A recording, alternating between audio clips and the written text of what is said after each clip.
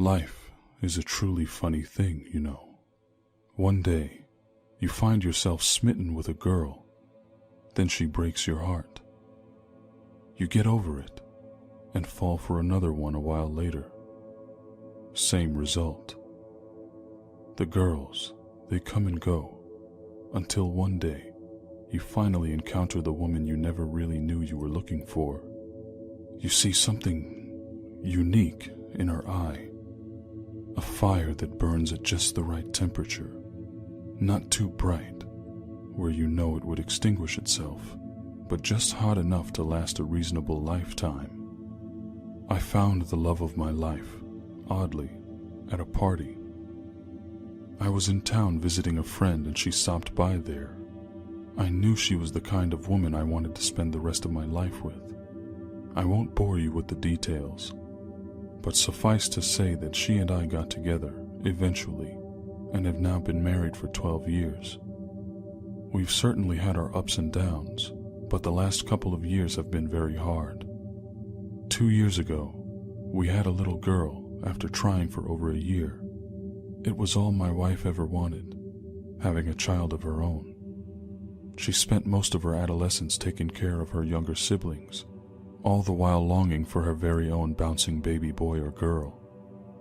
Our hopes were so high when we found out she was pregnant, but unfortunately, the joy, the much-needed rejuvenation of our dulling married life, was taken from us before it ever truly started. Late one night, we were out running errands, picking up groceries for the week. We pulled out of a parking lot, and I made one of the worst mistakes of my life. I failed to come to a complete stop at a stop sign and rolled right through. It wouldn't have been an issue, except that another driver chose that exact moment to blow by his own stop sign while texting. He looked up and slammed on his brakes as I laid on my horn, but it was too late. His door hit right against the driver's side door of my truck as I braced for the slight impact. The sound of metal scraping together was infuriating to me. The other driver immediately jumped out of his vehicle and began yelling at us. I would have gotten out on my side, but the door was still pinned shut by his car. I fumbled to disengage my seatbelt while this huge, hairy man in a sweaty wife-beater made his way around to the hood of my truck, yelling with a deep southern accent, strings of spit flying out of his mouth. His eyes bulged with rage and his thick hand smacked my hood. I turned to look at my wife, and her expression broke my heart. It was a mixture of fear and disbelief. She was always the one to remind me to watch my speed on the road, to obey traffic laws and stop at signs. I could tell by the look on her face that the reason she didn't scold me this time was because she had nodded off. I can only imagine waking up from a calm nap, only to be confronted with the hazy image of a burly man yelling at you right outside your window. I struggled to climb over my wife and open her door, trying to put myself between her and the stranger outside. As soon as I unlocked it, he opened the door and immediately began pummeling both her and me with his foot, stomping into the open door indiscriminately. I was struck in the face by his second or third blow. My nose split like a tomato and I recoiled, where I saw the horrifying image of his boot smashing into my wife's pregnant belly repeatedly. It seemed like 10 minutes passed as I blindly latched onto my wife's abdomen, taking brutal strikes to my back. My eyes were burning from the blood and the sweat. I was later told that the incident had only gone on for about 30 seconds before police arrived, as a patrol unit happened to pull up to the corner shortly after the attack began. We spent the rest of her pregnancy in the hospital, where we were eventually told that the baby would be severely impacted by the trauma. The doctors had no choice but to do an emergency C-section in order to give the baby the best chance at survival. She was born 109 days premature and weighed less than 2 pounds. We couldn't believe that one night could change our lives so profoundly, and I could always tell that from that moment on, my wife blamed me. She had every right to. Despite the fact that our little miracle baby had survived and grown to a relatively healthy little girl, The 1.5 years since her birth has been so hard. My guilt had worn our marriage down to the point where she wasn't sure why we were even sleeping in the same bed anymore. I still so desperately loved her, but I felt nothing in return. Even our daughter's amazing progress and healing didn't seem to bring her any joy. I decided that even though it was a bit late, we would do something grand in order to celebrate our achievement as a family, to mark my daughter's first birthday. And deep down inside, I was also hoping that it would even bring the slightest spark back into our marriage. We took a plane to the US and visited New York City for the first time. The place was magical and full of such beautiful and interesting people. Amazing food and art was tucked into every corner. I had the most enchanting time there, but all the while, my wife remained aloof. Seeing her ambivalence in the middle of all that was going on, all the joy of those moments, finally made me realize that the love I had for her was really just a longing that was, and would probably continue to go on, unanswered. Midway through the trip, my mood suffered a shift from euphoric to dismal. I knew things would never be the same, and I knew that it was my fault for running that damn stop sign. But I couldn't wrap my head around the fact that she didn't even seem to want things to get better. We boarded the plane back home and nothing changed. She would barely look at me. Not even when the baby started crying in my arms. She would just reach over, looking straight ahead, and take her away from me. That brings us to the current moment. Sitting on a plane, holding my frail but beautiful little girl on my lap, with a stranger sitting between my wife and I, no doubt strategically placed when my wife bought the tickets. It's been about 10 hours on the flight so far, but I noticed that for some reason, we've been flying at a slight angle, which makes me believe we may be in a wide, circular holding pattern. I look down out of the window and see nothing but deep blue sea.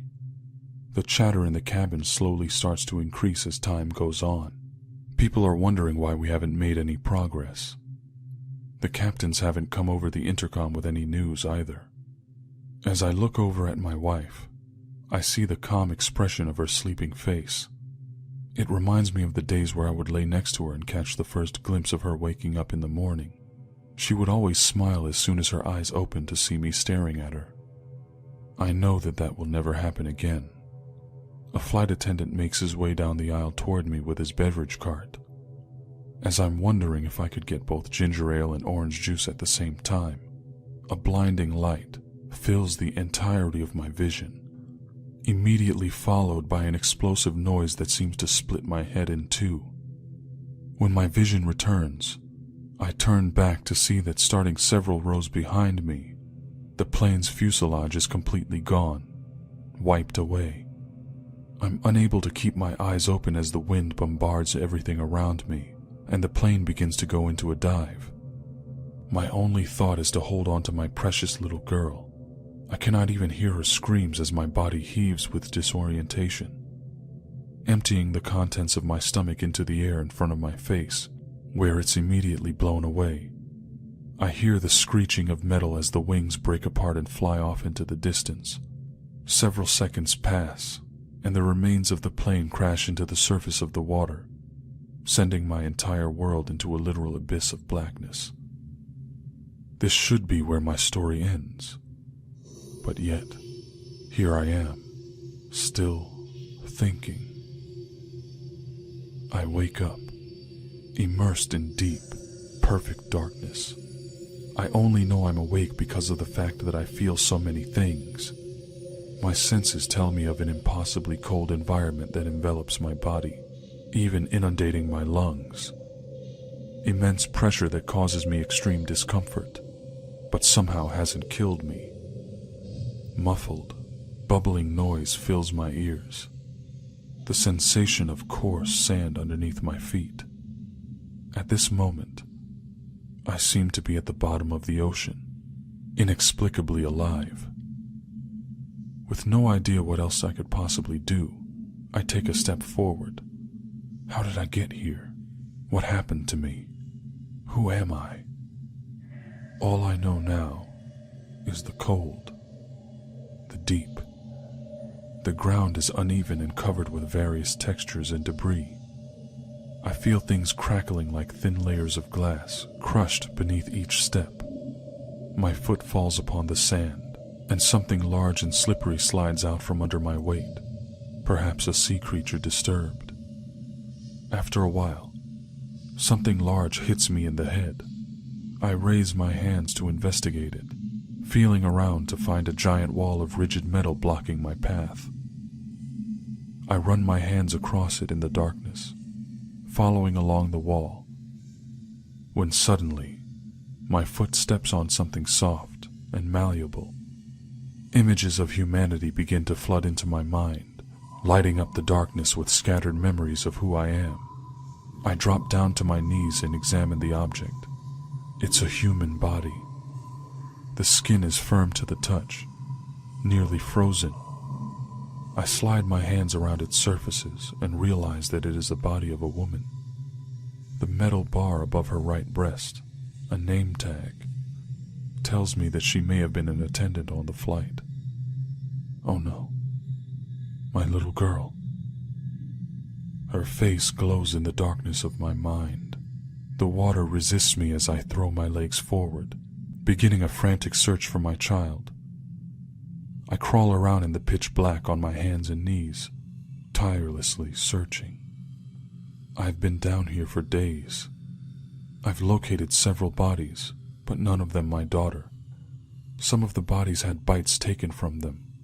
Others were severed in various ways because of the crash.